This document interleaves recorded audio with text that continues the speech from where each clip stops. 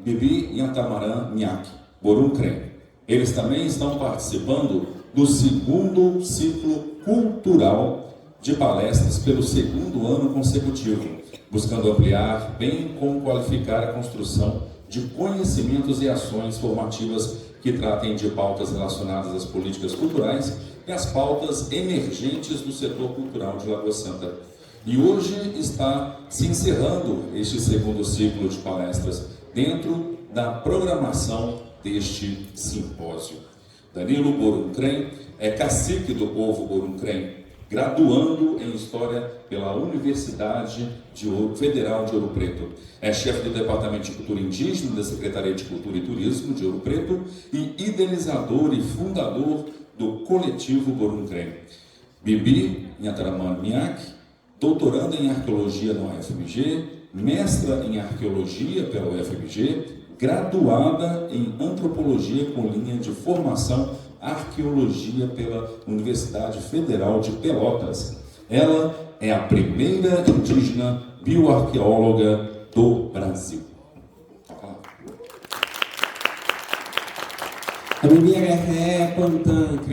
Bom dia a todos aqui presentes. Para a gente é um prazer estar aqui. Como foi falado, meu nome é Danilo. Boruncrem não é o nosso sobrenome, é a representatividade do nosso povo. E a gente está aqui hoje ocupando esse espaço, para nós é muito importante. Quem é o povo Boruncrem? O povo Boruncrem é um povo que foi chamado de Guaianás do Velhas, Aredes, Cataguases, Guarachués, Aimorés, e o mais comum que a gente era chamado era de Botocudo. Então a gente faz parte desse tronco desses indígenas do território de Minas Gerais chamados de Botocudo. Como nós falamos, nosso povo não é um povo nômade, nós somos um povo que anda, andejo. E esse território do Alto Velhas, do Alto Doce e do Alto Paropeba sempre foi a nossa casa, a nossa terra tradicional. Com todos esses nomes que davam para a gente, no processo da etnogênese, onde a gente se afirma enquanto povo remanescente, existente, e bem vivos e bem fortes nesse território, nós nos auto-identificamos como povo Boruncrem, ao qual essas palavras vieram da minha avó, já falecida, e desde então a gente tem se auto-afirmado enquanto povo Boruncrem. O processo que a gente vai estar trazendo aqui, a gente não trouxe nenhuma apresentação, mas a gente está... a nossa proposta é que a gente traga uma discussão onde que a gente possa ver ao vivo muitas coisas que a gente estuda. Primeiro, já vou falando, logo eu vou passar para a Bibi. Bom, eu também sou instrutor de sobrevivência, sou professor de sobrevivência de selva, e a gente tem também um conhecimento mateiro.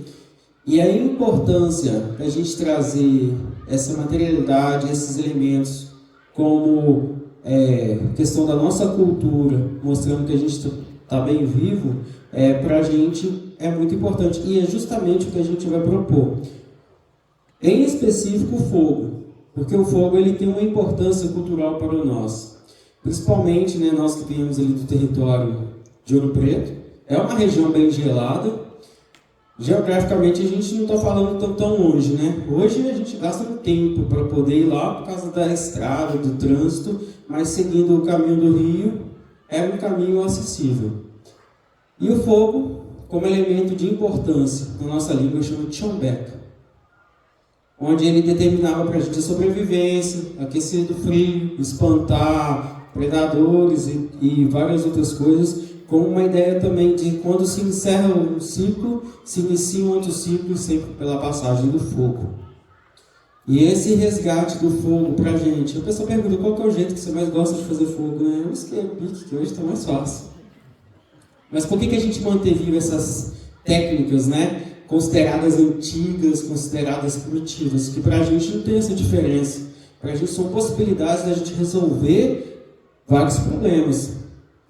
E para a gente é isso, é manter que nós, enquanto povo, na atualidade, a gente também tem raiz muito mais antiga nesse território.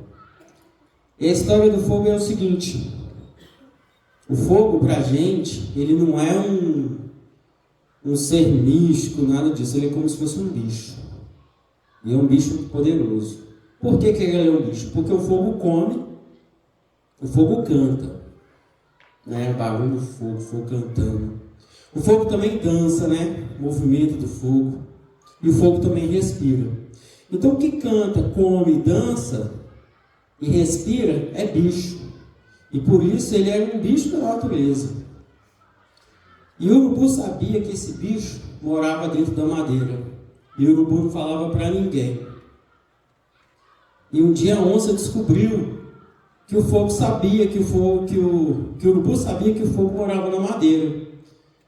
E ela viu como que o urubu sabia para chamar o fogo, e ela ensinou para o ser humano. E ela ensinou para o ser humano arranhando a árvore. Por isso que a onça arranha as árvores até hoje, né, os gatinhos. E é nesse ponto dessa história que a chave que ensina essa técnica, que a gente está falando do atrito. E o homem aprendeu a chamar o fogo. E toda vez que o homem chama o fogo, o urubu ficava com muita raiva. E por isso o urubu ficou careca de raiva, fica muito alto, fica longe do ser humano. Mas toda vez que o ser humano perde o controle do fogo, o urubu vem atrás para ver, olha, o que eles estão fazendo? Ó, já fizeram nhaca ali. E por isso, a gente canta e dança não para o fogo. A gente canta e dança com o fogo, porque a gente precisa dominar o fogo e não deixar ser dominados por fogo. Nessa proposta, nessa história, é a forma de passar esse conhecimento. Como se passava o conhecimento, a técnica de fazer o fogo. E essa é a proposta que a gente vai trazer para vocês. A gente vai fazer o fogo, né? Não pode fazer fogo aqui, senão nós vão bater na gente. Então eu vou convidar depois, né, da fala de Bibi, para a gente estar aí fora e a gente ver esse processo, ver isso acontecendo e a gente poder trazer um debate, uma fala, principalmente do que é ser indígena, porque a gente ouve falar muito desses indígenas nesse período histórico, no passado, né? Quase como se a gente fosse objetos da arqueologia em um museu, mas não falam da gente enquanto indivíduos na atualidade, enquanto pessoas que também produzem conteúdos, como pessoas que ocupam espaço na academia. Mas a gente está aqui, né? Olha a gente só como seres, olha, quase que místicos. E esse debate é justamente para a gente falar dessa população indígena dentro desse contexto do Alto Velhas. Quantos indígenas ocupam esse território que não sabem que são indígenas por causa do apagamento histórico? Essas pessoas que a gente foi falado, né? Exemplo mesmo do texto de João Martins, que ele falava, olha, que o Brasil como continuidade da Europa, de Portugal, onde que o negro e o indígena só ia ter civilização se entrasse para esse rio principal, um processo de embranquecimento dessa população, onde que a nossa história fosse jogada lá para trás e não coubesse nesse Brasil moderno do progresso. E com isso, esse apagamento, qual a quantidade de indígenas, de pessoas que fazem parte dessa história, que ocupam, que tem ligação dessas pessoas que sempre ocupavam aqui, que estão aí, nesse apagamento. Bom, a gente vai ter muita coisa para discutir. Passo a palavra aqui também agora para a Bibi, né? Ela vai estar falando algo também.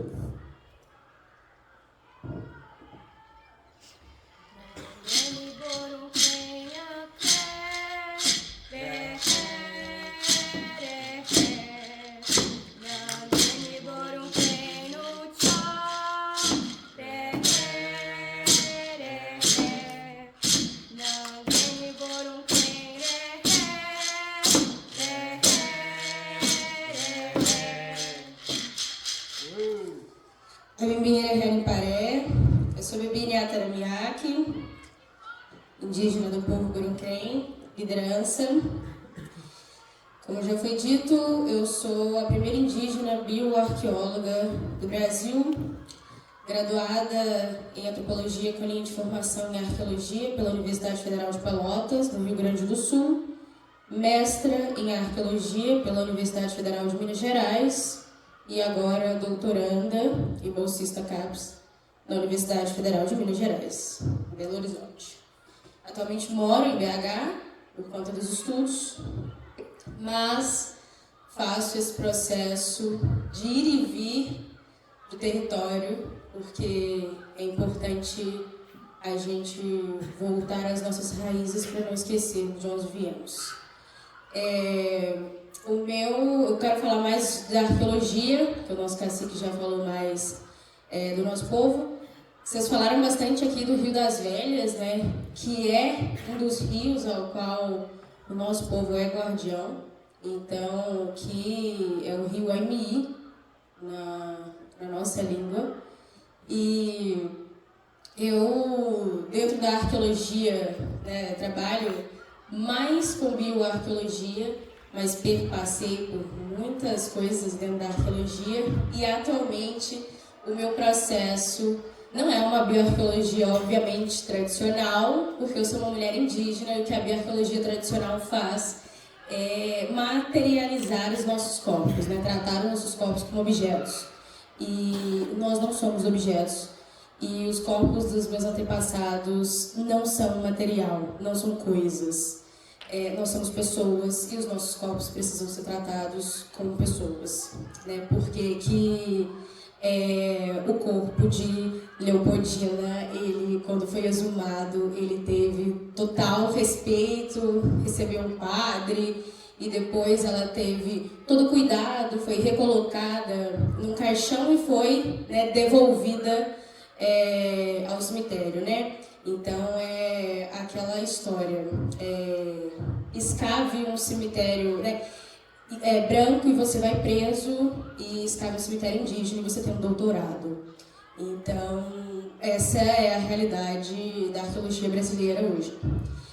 E dentro da arqueologia que eu, enquanto mulher indígena, faço, e eu sempre digo que eu sou uma indígena arqueóloga, uma indígena bioarqueóloga, não inverso, porque eu nasci indígena e eu resolvi me tornar arqueóloga. Então eu não falo que eu sou uma arqueóloga indígena, mas eu sou uma indígena arqueóloga, porque a arqueologia foi uma escolha e eu nasci indígena. Então são essas diferenças. E a arqueologia, ela tem a arqueologia indígena, que várias pessoas fazem dentro do contexto da arqueologia brasileira, que não é o que eu faço, né? Não é o tipo de arqueologia que eu trabalho, e eu não faço isso porque eu tenho críticas. Tenho críticas a pessoas que fazem alguns tipos de arqueologia, mas não é o caso. Mas o tipo de arqueologia que eu faço é indigenizar a arqueologia, porque eu trago o meu território para dentro da arqueologia.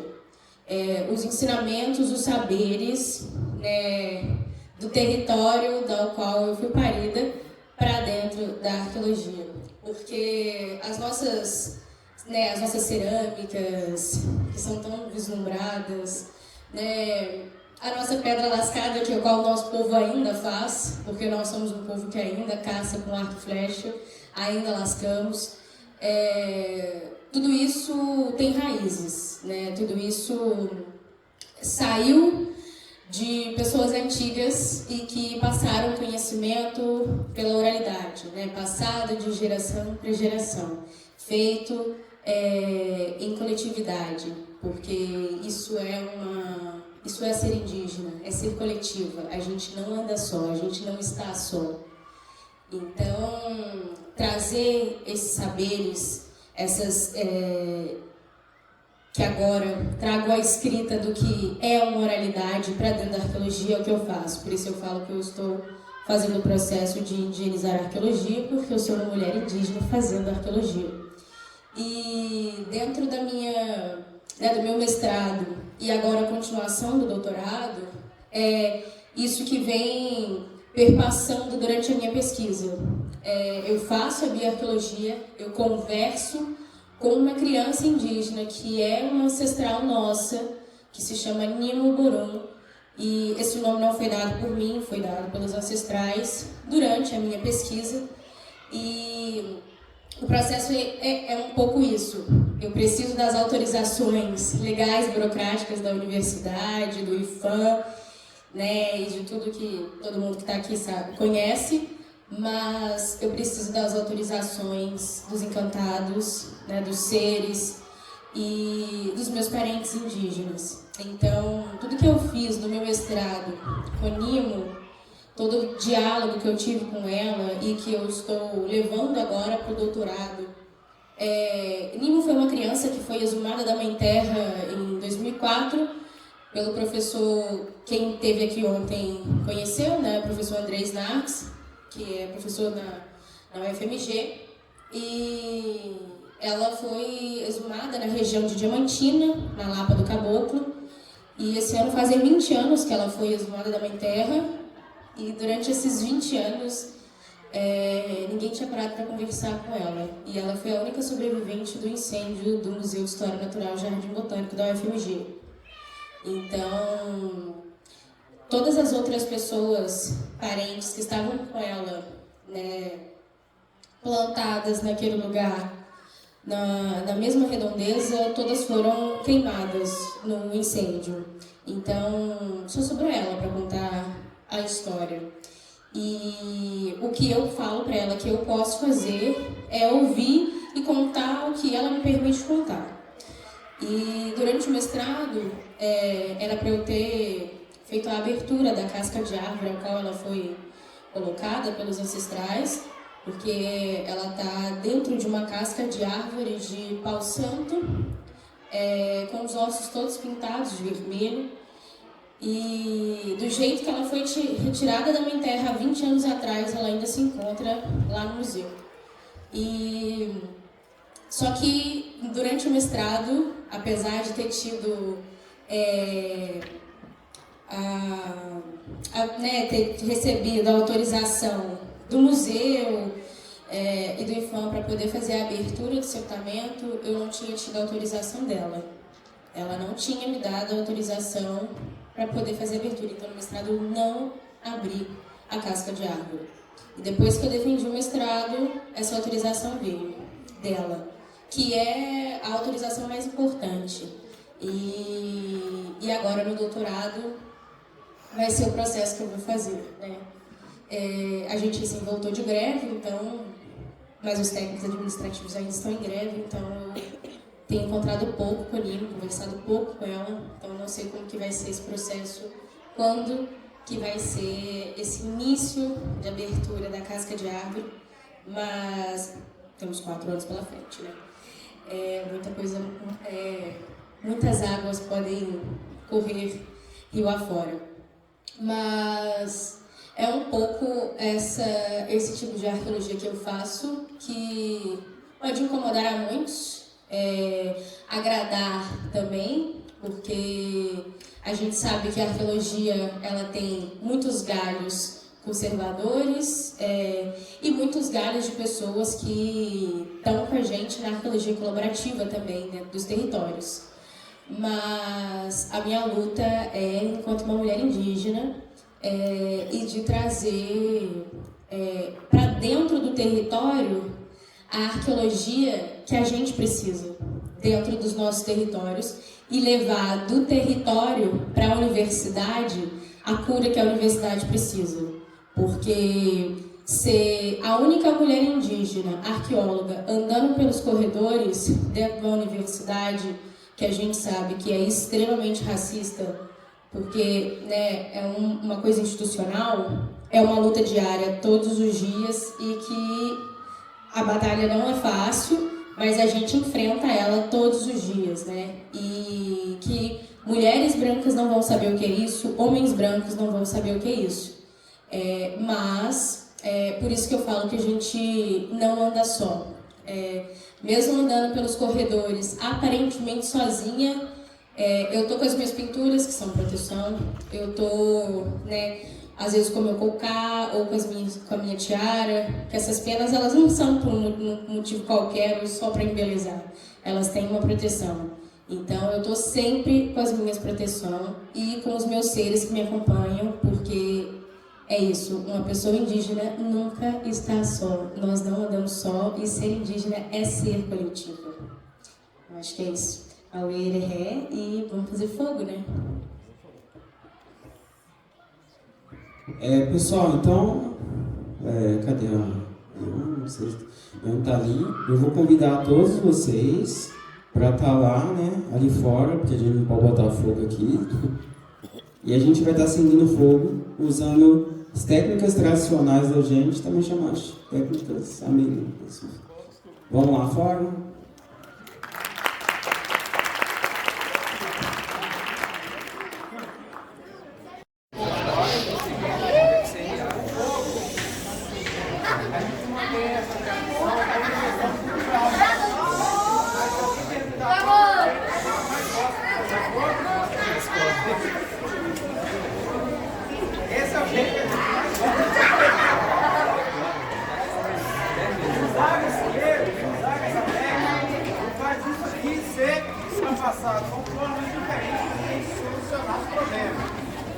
Que aqui a gente vai manter vivo como tradição.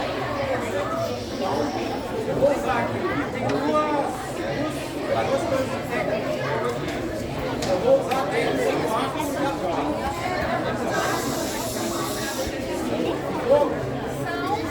Falou?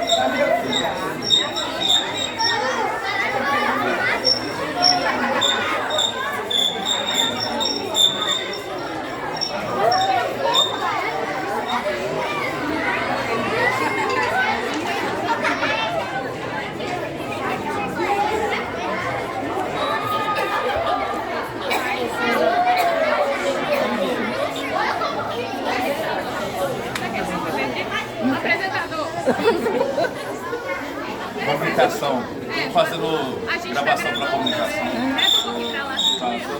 Comunicação da prefeitura.